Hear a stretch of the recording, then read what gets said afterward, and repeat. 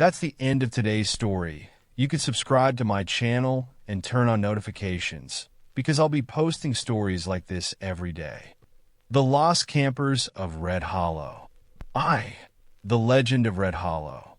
Every year, right before summer, a small group of friends would plan an escape from their city lives and go camping in a different location.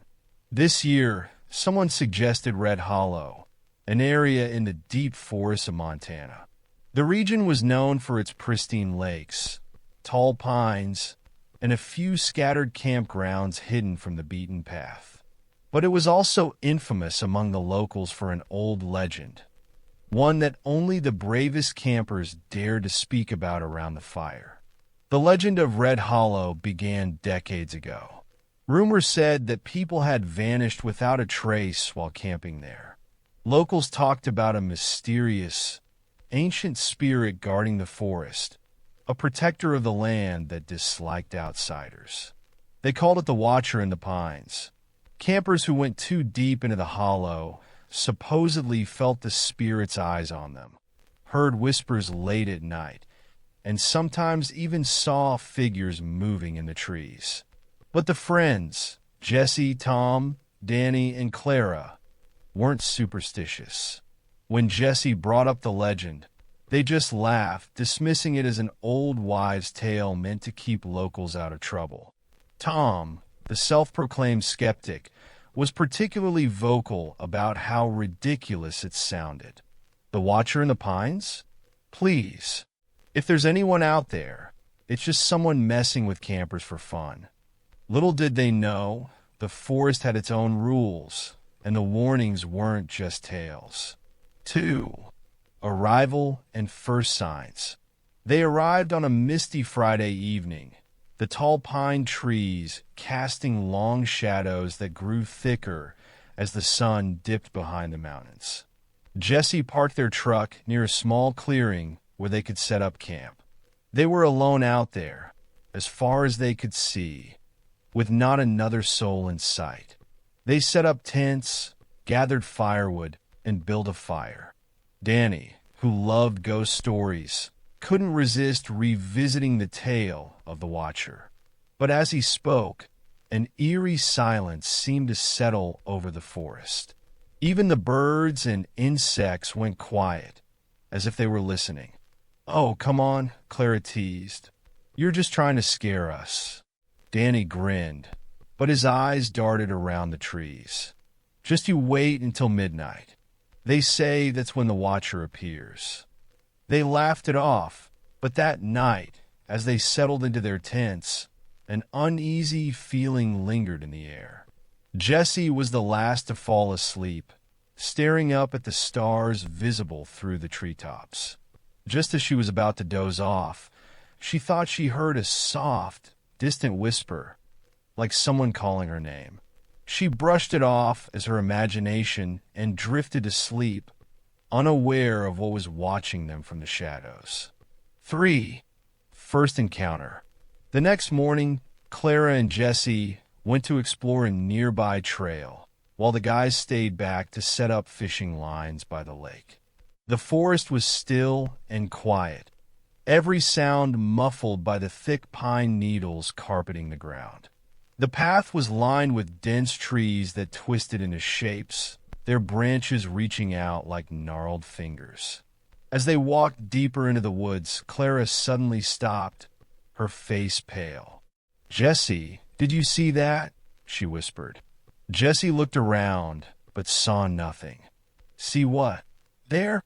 I thought I saw someone over there behind that tree." Clara pointed to a thick pine, but it was just a tree, dark and still. "Probably just a shadow," Jesse reassured her. But she couldn't shake the feeling that they were being watched. They hurried back to camp, both feeling an unease they couldn't explain. Back at the lake, Tom and Danny were joking around when they noticed something strange. Danny had set up their fishing rods and cast them out, but after a while, they saw the line go taut, as if something massive had taken the bait. "Whoa, you got something?" Tom shouted. Danny grinned and started to reel it in. But as he pulled, The line grew tighter and tighter, stretching toward the deep water. Suddenly, the rod snapped, the line recoiled, and they both stumbled back. "Well, what was that?" Danny stammered, his voice filled with shock. Tom just shook his head, staring into the lake. But he couldn't shake the feeling that something, or someone, had been watching them from the water's depths. The disappearance. That night, as they sat around the campfire, the forest seemed even quieter than before. They kept catching glimpses of movement in the trees, but every time they looked, there was nothing there. When they were all preparing to sleep, Clara spoke up, her voice shaking. "Maybe we should leave tomorrow." Jesse agreed, but Tom scoffed. "We're not going anywhere. It's just an old ghost story. There's no watcher here, just our imaginations." Despite his bravado, they all kept their lights on as they got into their tents. But in the middle of the night, Jessie woke up to the sound of leaves crunching nearby. She unzipped her tent and peeked outside, only to see Danny standing at the edge of the campsite, staring into the darkness. "Danny, what are you doing?" she whispered. He didn't respond, only stepped further into the trees. Jessie watched him disappear into the shadows, as if in a trance. She called out, but he didn't turn back. Worried, she woke the others, and together they searched for Danny, their flashlights casting shaky beams into the forest. But he was gone, his tracks leading deeper into Red Hollow. They searched until dawn, but there was no sign of him. Into the depths. The next morning, fear gripped the remaining three. Danny was missing, and they all knew something was wrong with this place. They agreed to search one more time before going to the nearest town for help. Jesse, Tom, and Clara followed Danny's trail, which led them deeper and deeper into the heart of Red Hollow. As they walked, they noticed strange markings on the trees, symbols carved into the bark that looked ancient and unreadable. The air grew colder, and the dense canopy blocked out most of the sunlight. Clara began to panic, convinced they were going in circles, but Jessie pointed out fresh tracks in the mud. They were Danny's, she was sure of it. Just then, they heard a whisper, soft, cold, and coming from every direction. It seemed to repeat their names in a low, dragging tone, like a breath that couldn't quite escape. They pushed forward, their senses heightened, until they reached a small clearing. There, in the center, was a strange structure made of branches, leaves, and stones. It looked almost like a shrine. At its center lay Danny's flashlight, its beam flickering weakly. They stepped closer, but a figure moved in the trees.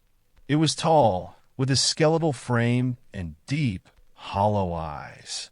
Its limbs were twisted, almost part of the trees themselves. The watcher in the pines. The friends froze, their hearts pounding as the figure moved closer, its eyes fixed on them. They tried to run, but it seemed to follow them, its presence looming like a shadow. No matter which way they turned, the trees closed in around them, leading them back to the shrine. In a desperate attempt, Tom threw a rock at the figure, but it only dissolved into the trees, its hollow voice filling the air. Leave or stay forever. Terrified, they ran through the trees, never looking back until they stumbled out of the forest. Gasping for air, they reached the truck, feeling an unnatural chill settle over them. As they drove away, Jesse looked back, seeing the figure watching them from the edge of the forest, fading into the shadows. They reported Danny missing, but his body was never found. Years later, campers occasionally reported seeing a lone figure wandering through Red Hollow, clutching a flashlight, whispering the names of those who dared to enter. The echoes of Coldwater Creek, the forgotten cabin. The Coldwater Creek campsite was a well-kept secret, hidden deep within the forest and known only to a few seasoned campers. Miles away from any main road, it lay beside a cold, rushing creek with water so clear you could see every stone at the bottom. There were no signs, no marked trails, just a barely there dirt path leading from the creek into the trees. Few people knew of the place, and even fewer dared to stay overnight after the stories began circulating. The story went that a young couple had disappeared there in the late 80s, leaving behind a small, isolated cabin they had been restoring. According to the locals, they never returned from their last hike, and their cabin was abandoned, left untouched and forgotten, slowly decaying in the silence of the forest. But for a group of college friends, Mark, Sarah, Ben, and Amy, it sounded like the perfect adventure. They had heard stories from other campers and decided they'd find Coldwater Creek and spend a night in the forgotten cabin if they could. They convinced themselves it was just a ghost story, probably made up by locals to scare people away from their favorite camping spot. The hike to Coldwater Creek. On a cold Friday morning, the friends set out, backpacks loaded and spirits high. They followed a rough map they'd sketched from vague directions found online. It took them hours of hiking before they heard the soft murmur of the creek, hidden just beyond a thick layer of undergrowth. They pressed on, reaching the small clearing as the sun dipped low in the sky, casting long shadows across the water. The cabin stood at the edge of the clearing, half hidden by trees. The roof sagged, the windows were dark, and the wooden walls were weathered and peeling. It looked as though it had been abandoned for decades. The sight of it made Amy shiver, but Mark and Ben grinned, eager to claim it as their temporary home. They set up their gear, clearing cobwebs from the old cabin and spreading their sleeping bags on the creaky wooden floor. The air inside was thick and stale, heavy with dust and the faint scent of something they couldn't quite place. Night came quickly, the forest around them sinking into darkness as they gathered around a small campfire outside. The forest was so quiet that every crack of the firewood sounded like a thunderclap. As they settled in, Sarah, unable to resist, brought up the story of the couple who had disappeared. They say the husband went looking for his wife one night and never came back, she whispered, glancing around at the shadows. Locals say that sometimes, if you listen closely by the creek, you can still hear them calling to each other, trying to find their way home. Ben rolled his eyes, but Amy looked around, her face pale. Do you think it's true? Mark shrugged. Only one way to find out. But when they finally went inside the cabin to sleep, they all lay awake longer than they wanted to admit, each listening to the quiet night, every creak of the old wood sounding like something moving just out of sight. The first sign, in the early hours of the morning, Amy woke up with a start. She'd heard something, a faint sound like a whisper just outside the cabin door. She strained her ears, but the whispering faded into silence. Deciding it was her imagination, she turned over, only to see a shadow moving through the small window on the opposite wall. Amy, she whispered to herself, but then she realized it wasn't her own voice she was hearing. It was soft, like someone was calling her name from deep within the woods. Amy pulled her sleeping bag tighter around herself, too scared to wake the others, convinced it was a trick of the mind. The next morning, the others teased her when she shared what she'd heard. Mark joked about the ghost story, but Sarah looked concerned. The locals always said the woman was calling for her husband. Maybe you heard. Ben interrupted, dismissing it. It's just an old story, Sarah. Let's go exploring. But Sarah's expression remained uneasy. She felt something wasn't right, but she couldn't quite say what. the echoes begin. They spent the day hiking through the surrounding woods, taking photos and looking for signs of wildlife. But the deeper they went, the more the forest began to feel strange, almost like it was watching them. Birds fell silent as they passed, and every now and then they heard faint sounds, whispers they couldn't quite make out. By afternoon, they stumbled upon an old tree with something carved into it. "Help me," it read, the letters etched deep and jagged, as if done in a hurry. They all stared at it, the unsettling words sending a chill down their spines. "Who would carve that out here?" Sarah whispered. Mark shrugged, trying to keep up his bravado. Probably some other campers messing around. But as they continued their hike, the woods grew darker, the air colder, and the whispers seemed to follow them, drifting on the wind, too faint to make out, yet unmistakably human. They made it back to the cabin just before dark, none of them willing to speak about the uneasy feeling that had settled over them. They started a fire and tried to brush it off, but as night fell, the whispers returned, clearer this time, calling each of their names, drifting from somewhere near the creek. The disappearance. By midnight, they were all sitting in tense silence. The whispers had grown louder, persistent, filling the air with a strange, mournful echo. Mark and Ben laughed nervously, but Amy was visibly shaken, her eyes wide as she listened. Then, suddenly, the cabin door creaked open. They turned, expecting to see someone there, but the doorway was empty, a cold breeze drifting in from the dark woods. Who left the door open?" Sarah asked, her voice barely a whisper. But no one had. The door had opened on its own, and then they heard it, clear as day, just outside the door.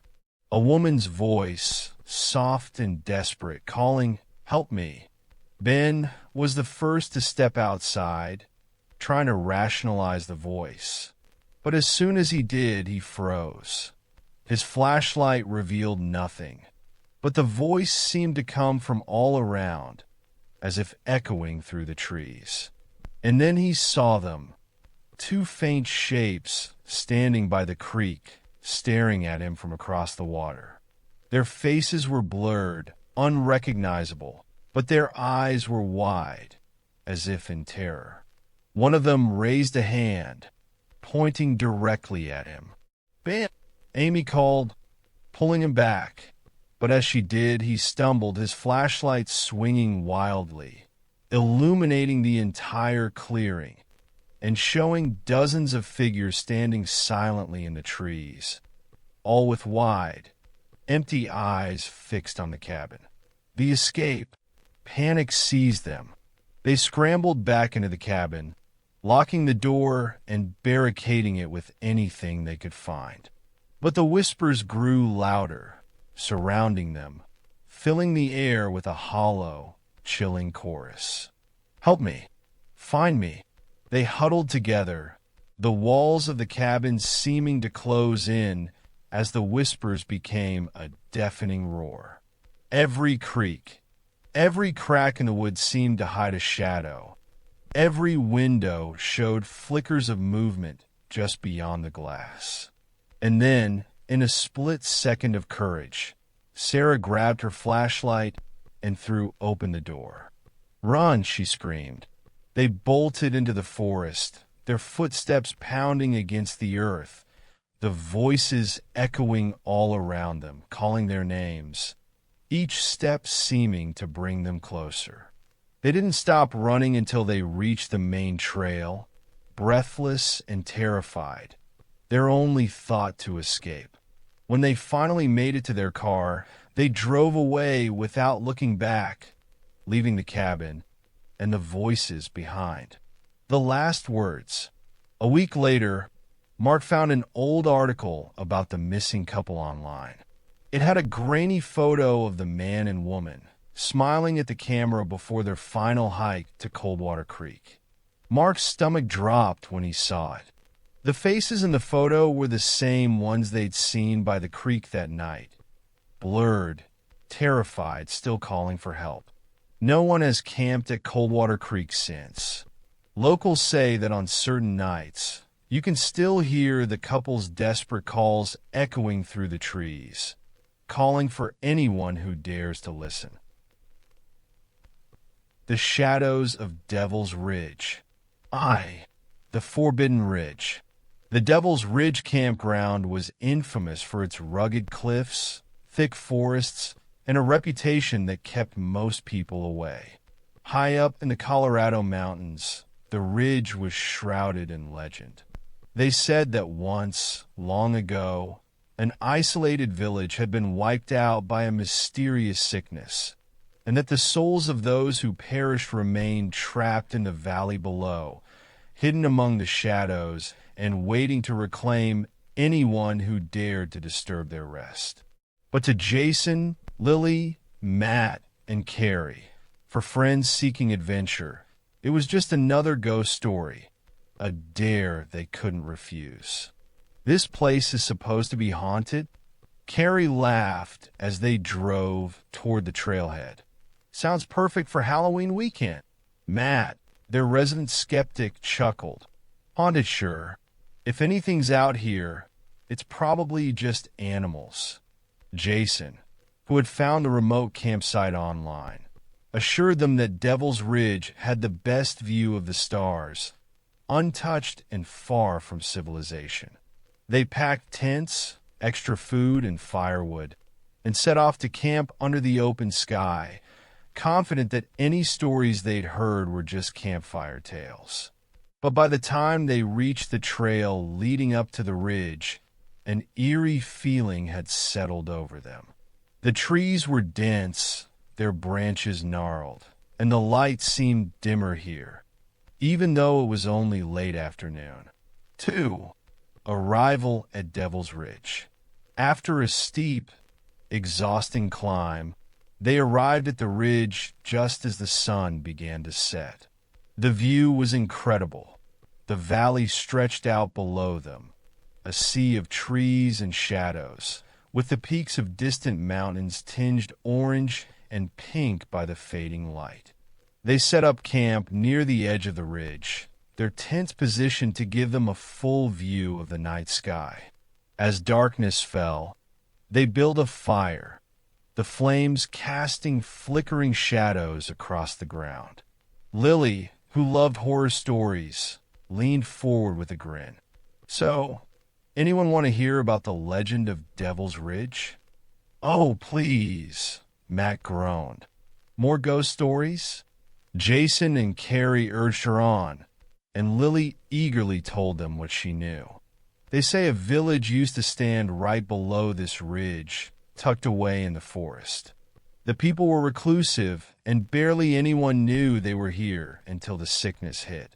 Some think it was the plague, others think it was something else, but it spread through the village in days, wiping everyone out. They say their spirits still roam these woods, drawn to any strangers who come too close. Jason's face lit up with excitement. Perfect place for camping, then. But Carrie, glancing into the forest, didn't seem so sure. She couldn't shake the feeling that something was watching them from the shadows. 3. The first sign. That night, they lay in their sleeping bags, gazing up at the stars. It was beautiful, but disturbingly quiet. Not a single cricket or rustling leaf. It was as if the forest was holding its breath, waiting. Sometime in the early hours, Jason woke up to a strange sound outside the tent, a low, distant humming, like someone singing a lullaby. He froze, straining to hear it, his heart racing. It was faint, almost melodic, but it didn't sound human. The sound echoed softly, rising and falling in the silence. He sat up, whispering to Matt, "Hey, do you hear that?" Matt listened, but the humming had stopped. He muttered something about it being just the wind and rolled over, falling back asleep. Jason lay awake, every creak of the trees and sigh of the wind filling him with unease. The next morning, when he told the others, they brushed it off as a dream. But as they explored the ridge that day, Lily found something strange. Half hidden in the underbrush was a weathered stone, carved with symbols none of them recognized. It looked ancient, its surface worn by time, as though it had been there for centuries. "That's kind of creepy," Carrie admitted, running her hand over the stone. "Maybe it's from that old village." Matt laughed it off, but Jason felt a chill. Somehow, he couldn't shake the feeling that the stone was a warning, one they were foolish to ignore. 4. Shadows at the edge of the camp. As night fell, they built another fire, huddling close as the temperature dropped. The forest seemed darker than before, the silence heavier. Around the fire, they laughed and told stories, trying to lift the mood, but there was a tension in the air that they all felt, though no one would admit it. Just after midnight, Carrie got up to retrieve her flashlight from her tent. She was only gone for a few seconds, but when she returned, her face was pale. Did one of you follow me?" she asked, her voice trembling. Jason looked at her confused. "No, we've been here the whole time." She looked over her shoulder, shivering. I swear, I saw someone standing right behind the tents." They all turned, their flashlights sweeping over the shadows cast by the trees, but there was no one there. Only the dark forest, stretching endlessly into the night. "Probably just your shadow," Matt said, trying to keep his voice steady.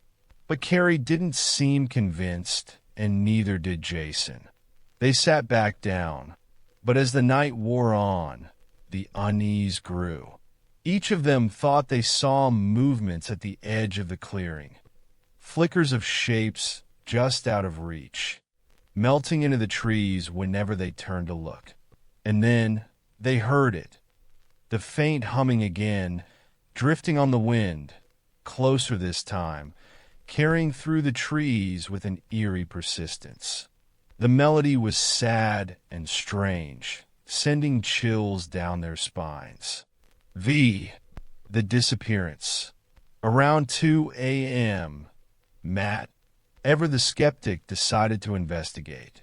"This is ridiculous," he scoffed, grabbing his flashlight. "There's nothing out there. I'll prove it." Before anyone could stop him, he walked into the darkness, his light bobbing as he disappeared among the trees. Jason, Lily, and Carrie sat in silence, listening to his footsteps fade away, their hearts pounding. Minutes passed. Then a loud crack echoed from the woods, followed by a muffled yell. "Matt!" Jason called, his voice tight with fear. There was no answer. They grabbed their flashlights and ran into the forest, calling for him. But the only response was the low, haunting hum, now louder than ever, swirling around them like a whispering wind. They searched for what felt like hours, but Matt was gone, vanished into the shadows. Defeated, they returned to camp, too scared to sleep. The humming continued, relentless, circling the camp like a dark presence that refused to leave. 6. A glimpse of the past. The next morning, exhausted and terrified, they packed up to leave, but as they headed down the trail, Jason noticed something strange. The path they had taken up to Devil's Ridge now looked completely different. The trees were twisted, the ground uneven, as if the forest had shifted in the night. And then, as they moved forward, they saw it. The remains of a village, half buried in the earth. Decaying wooden structures leaned precariously, their walls covered in ancient symbols like the ones on the stone they had found. Fog clung to the ground, and the air was thick with a sense of foreboding. In the middle of the village stood an old well, its stones covered in moss. Jason felt a compulsion to look inside, and as he peered over the edge, he felt a chill run down his spine. At the bottom of the well lay something glinting in the faint light. He recognized it instantly. It was Matt's flashlight. "Matt, he's down there," Jason whispered, backing away from the well. Lily and Carrie looked at him in horror, realization dawning on them. But before they could run, the humming began again, louder, filling the air. And this time, they saw the shapes in the fog, faces staring at them from the shadows, empty eyes filled with sorrow and rage, mouths open in a mournful chorus. The villagers, lost and vengeful, reaching out to claim anyone who dared disturb their rest. 7. The escape. In a panic, they turned and ran, racing through the twisted forest, the faces following them, the humming growing louder, relentless. The trees seemed to close in around them, branches clawing at their clothes as they stumbled through the underbrush, desperate to escape. They didn't stop running until they burst out of the forest, back at the trailhead, gasping for breath. Behind them, Devil's Ridge loomed, silent and shrouded in mist, the shadows retreating, but the humming echoing faintly as if to remind them it would never really leave. They reported Matt's disappearance, but the authorities found no trace of him. Locals warned them to stay away from the ridge, whispering that it was cursed, that the spirits of the lost villagers had claimed him as one of their own. To this day, Jason, Lily, and Carrie refuse to speak of what happened on Devil's Ridge. But if you ask those who live nearby, they'll tell you that on certain nights, you can still hear the low, haunting hum drifting down from the ridge, as if the souls of the lost are calling, waiting for the next group of strangers who dare to enter their domain.